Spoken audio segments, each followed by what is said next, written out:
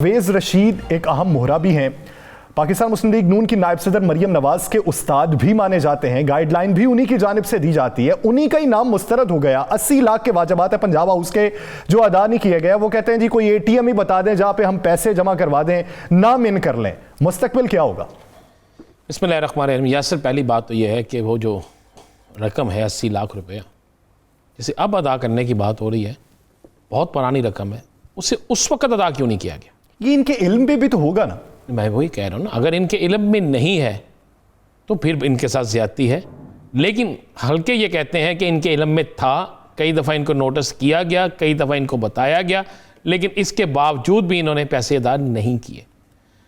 अब ये एक बड़ी छोटी सी बात है। 3 कागजात थे यासर, 2 ना करें आप।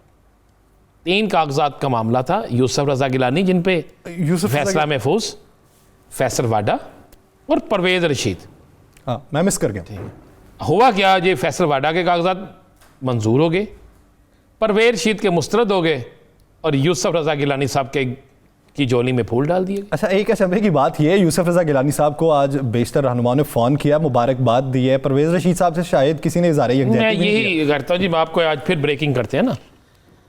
देखें, जब परवेज रशीद के कागजात मुस्तरद होते हैं तो उन लंदन में बैठी शख्सियत जो है मियां नवाज शरीफ, उनको इतला जाती है सबसे पहले, और एक उसके बाद एक इतला जाती है मियां शहबाज शरीफ को। किसी तरीके से एक तरफ खुशी और एक तरफ गुस्सा। लाहौर में खुशी, यह आपको मुसद्दका बात कह रहा हूँ, लाहौर में खुशी मनाई जाती है और मुस्लिम लीग नून के अंदर भी खुशी मनाई जाती है। एक बड़ा हल्का कहता है अच्छा हुआ कि हमें इस मुकाम पे पहुंचाने वाले जो हैं वो खुद किसी मुकाम पे पहुंच गए, जिनके उम्मीदवार इब्तदाई स्क्रूटनी में खुद पार्टी ने निकाल दी। हाँ जी, बिल्कुल। उसके बाद उन्होंने कहा जनाब, बल्कि मुझे तो एक बड़े रहनुमा ने कहा कि अगर इनके मुस्तरद हो गए हैं तो अब पार्टी के पास एक जवाज़ मौजूद है, किसी कारकुन को सीट दे देनी चाहिए और चेंज भी कर लेना चाहिए। तो मैंने पूछा कैसा हो जाएगा? उसने कहा ऐसा हो नहीं सकता, इसलिए कि जिसने हमारी तबाही की है वो हमें आखिरी हद तक पहुँचाने के बाद ही किसी और तरफ जाएगा। किस्सा मुसर जी, मियाँ नवाज शरीफ साहब को जब इतला मिलती है तो मियाँ साहब बड़े सख्त नाला होते हैं। एक वो नाला होते हैं मुस्लिम लीग नून की क़यादत से, पाकिस्तान में मौजूद लोगों से। उन्हें कहते हैं अगर ये कागजात नामजद की मुस्तरद हो गए थे तो उस पर ववेला क्यों नहीं मचा, शोर क्यों नहीं मचा, वहाँ पर प्रोटेस्ट क्यों नहीं हुआ, बहुत सी आवाज़ें क्यों नहीं आई, हर लीडर मैदान में क्यों नहीं आया? वो परवेज रशीद नहीं था, वो मरियम नवाज थी, वो मियाँ नवाज शरीफ था, ये कहा जाता है। उसके बाद मियाँ साहब ने एक और बात की कि PDM इस पे खामोश क्यों है, जो बात आपने की है। देखिए, परवेज रशीद PDM का हिस्सा है। कोई एक जलसा, कोई एक जुलूस, कोई एक इजलास, कोई एक मीटिंग, कोई एक मशवरा, कोई एक प्लानिंग, कोई एक मंसूबा, कोई एक जगह बता दे जहाँ परवेज रशीद साहब नहीं थे। और परवेज रशीद साहब जो है वो एक, देखें, इख्तलाफ कोई कर सकता है, एक बेहतरीन सियासतदान है और इनके साथ खड़े हैं। आज पाकिस्तान मुस्लिम लीग नून एक और बेहतरीन सियासतदान से महरूम होगी। मुशाहिदुल्लाह खान साहब इंतकाल कर गए। अल्लाह ताला उन्हें गरीक़े रहमत करे, लवाहिकीन को सब्र जमील अता फरमाए। तो इस वक्त कितना बहरान है पाकिस्तान मुस्लिम लीग नून के लिए? सर, बहुत बड़ा बहरान है। उसके बाद हुआ क्या यासर, मियाँ नवाज शरीफ ने कहा एक नून लीग की अहम लीडर को, उसे कहा चेक करें कि कहा जा रहा था कि यूसुफ रज़ा गिलानी जो है उसके कागजात नामजदगी मुस्तरद होंगे, उसके तो मुस्तरद नहीं हुए, हमारे बंदे के मुस्तरद हो गए हैं। तो ये कहीं कोई और मामला तो नहीं है? ये लफ्ज़ अदा किया गया कि वो खुशहाल और हम निढाल। उन्होंने कहा उनको, उनकी तरफ से किसी एक लीडर ने बयान भी देना गवारा नहीं किया। PDM के अंदर हर तरफ खामोशी है कि जनाब परवेज रशीद के साथ ज़्यादती हुई है। कहा उधर मुबारकबादें मिल रही हैं कि यार यूसुफ रज़ा गिलानी को मुबारकबादें दे रहे हैं और यहाँ पे गम में कोई शरीक भी नहीं हो रहा, कोई आंसू भी नहीं पूछ रहा। मियाँ नवाज शरीफ सख्त नाल हैं। उन्होंने कहा मुझे लगता है कि पीपल्स पार्टी हमारे साथ हाथ कर गई है और मौलाना साहब भी मुझे लगता है किसी और जगह चले गए। मैं ये आपको बड़ी खबर दे रहा हूँ। इत्तेहादियों पे शक व शुबा होने लगा। हो गया शुरू ना, होना भी चाहिए ना। यासर, मुझे बात बताएं, क्या आज परवेज रशीद के लिए किसी और ने आंसू बहाए उनकी जमात के चंद लीडरों के अलावा? चलें आ जाए ना, जरा इस पे बात कर लें। कितने बयान आए परवेज रशीद के लिए मरियम के अलावा?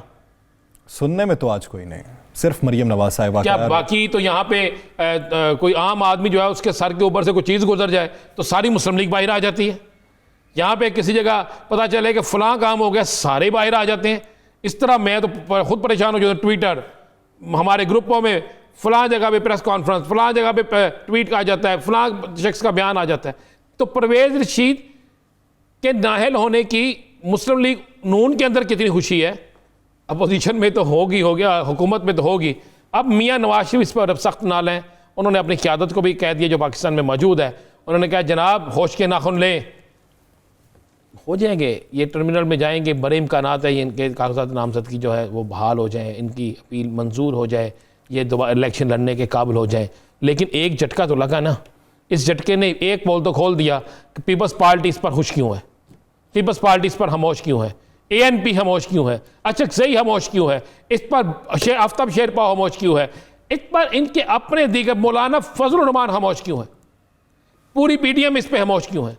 इलेक्शन तो ये मिलकर ला रहे हैं ना, यही कहा ना इन्होंने मिलकर इलेक्शन लड़ना है।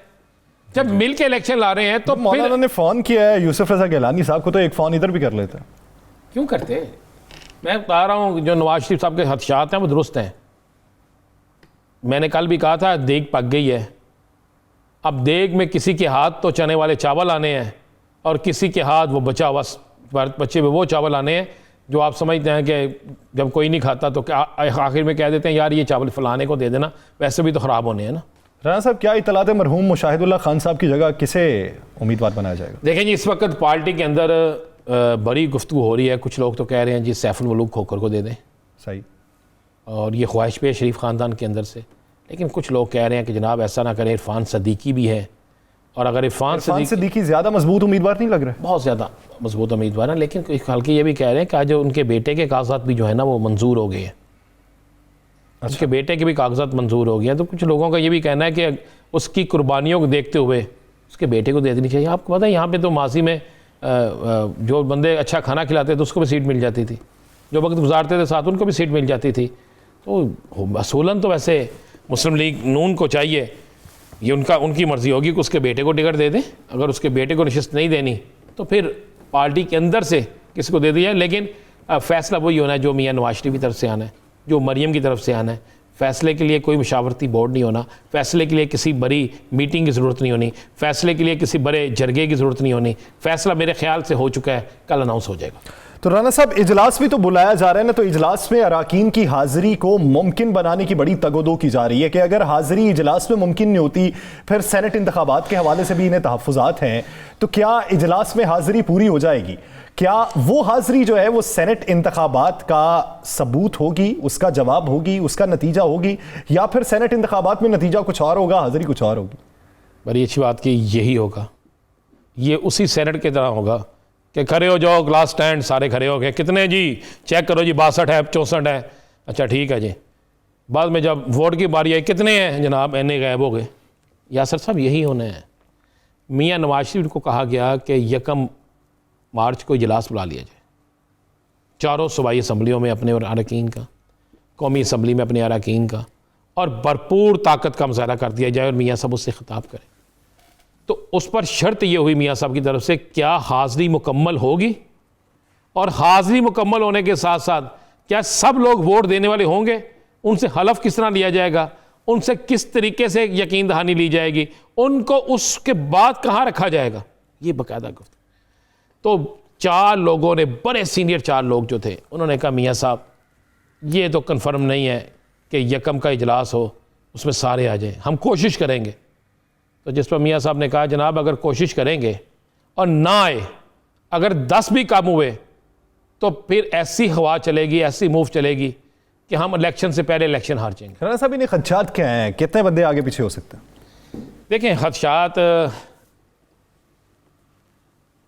पंजाब के अंदर इनको 1 सीट मज़ीद निकालना बड़ी मुश्किल है। जो इनकी जेन्युइन सीटें बनती हैं ना, अगर सुप्रीम कोर्ट का फैसला आ गया ओपन बैलेट, फिर तो सबके लिए बेहतर होगा। अगर खुफिया राय शुमारी आई तो पंजाब में 1 सीट इनके लिए बहुत मुश्किल हो जाएगी। फवाद चौधरी साहब जो कह रहे हैं कि हम 28 से 30 नशिस्तें निकाल सकते हैं, कुल निकाल सकते हैं? बिल्कुल निकाल सकते हैं। फवाद चौधरी साहब ने कल कहा, आप अपना प्रोग्राम निकाल के देख लेना, हमने कितने दिन पहले कहा था।